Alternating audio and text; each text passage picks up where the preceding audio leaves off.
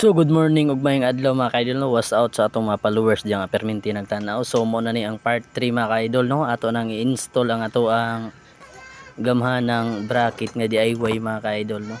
So matik na mga ka-idol no at mo na siya atong taoran mga ka-idol. So tanggalon sa nato ng bolt diha mga ka-idol para automatic ato ang pag sit up or pagpahaom aning bracket nato mga ka-idol no. DIY na siya mga ka-idol no. Sinundog ra nato sa YouTube mga ka-idol. Discarding malupit mga ka-idol, praktisan. So mo na mga ka-idol no. Tong hugtan og maayo ang bolt para dili gaya siya uyog mga ka-idol.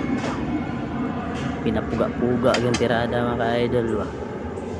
Ana ra tirada di mga ka-idol para mas lig-on gid siya mga ka-idol.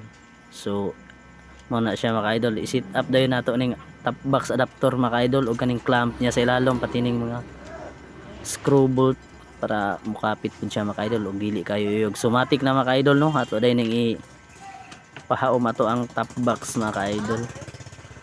Para lig-on igor ram ni siya ihaom mga ka-idol. Mo na siyang set up sa atong top box mga ka-idol no.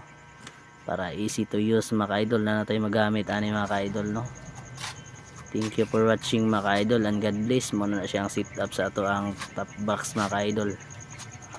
Goods kayo mga ka-idol. Basta na discarding ginagmay matik. Thank you for